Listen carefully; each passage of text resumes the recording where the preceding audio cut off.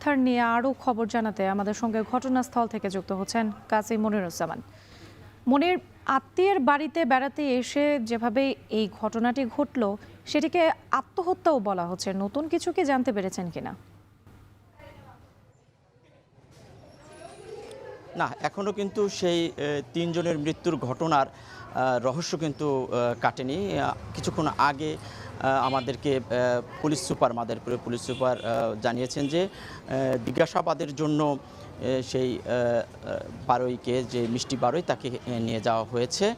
আর তারা তাকে জিজ্ঞাসাবাদ যা করেছেন তার সেই তথ্য অনুযায়ী এখনও পর্যন্ত কিন্তু যেই তিনজন মারা গেছেন এই মিষ্টি বারুইর সাথে তাদের আত্মীয়তার কী সম্পর্ক তা কিন্তু এখনও নিশ্চিত হতে পারেনি। এমনকি এই তিনজনের পরিচয়ও কিন্তু পুলিশ পায়নি এবং এই তিনজনের কোনো আত্মীয় স্বজনও, মৃত তিনজনের কোনো আত্মীয় স্বজনও কিন্তু এখনও পর্যন্ত পুলিশের কাছে তাদের খোঁজ নেয়নি। তো এই তিনজন কারা এবং তাদের পরিচয় কী, সেই বিষয় নিয়েও একটা রহস্য রয়েছে। পাশাপাশি মিষ্টি বারুই যে এই বাসায় ভাড়া থাকতেন, একা ভাড়াই থাকতেন, তার স্বামীকে নিয়ে যে তিনজনের নাম এসেছে, জয়ন্ত, যতীন এবং বারুই, রতন নামে একজন, এই তিনজনকে নিয়ে কে তার স্বামী তা নিয়েও কিন্তু রহস্য রয়েছে।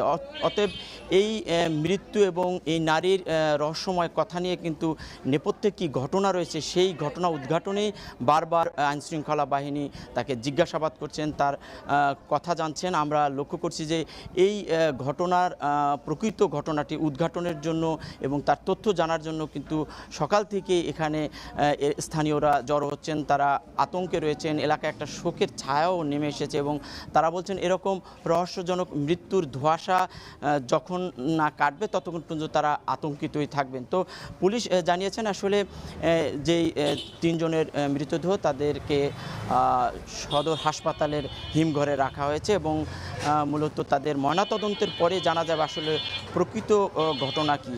তবে প্রাথমিকভাবে পুলিশ বলছে যে যেহেতু এই ঘরের ভেতর থেকে সিটকিনি লাগানো ছিল সেহেতু এটিকে প্রাথমিকভাবে আত্মহত্যা হিসেবে তারা ধারণা করছেন। তবে এটি একটি রহস্যজনক ঘটনা এবং এটাকে আরও তদন্ত সাপেক্ষেই জানা যাবে, এমনটা কিন্তু পুলিশ সূত্রে আমরা জানতে পেরেছি। তবে সবারই একটি জিজ্ঞাসা যে আসলে এই নারী একা থাকতেন এবং কেন থাকতেন। তার ঘরের মধ্যে কিন্তু অনেক ধরনের মাদকাসক্তের জিনিসও পাওয়া গেছে। তো আসলে বিষয়টি নিয়ে বেশ জটিল আকার ধারণ করেছে এবং এই জটিলতা কাটাতেই কিন্তু আইনশৃঙ্খলা বাহিনী বেশ তৎপর রয়েছে।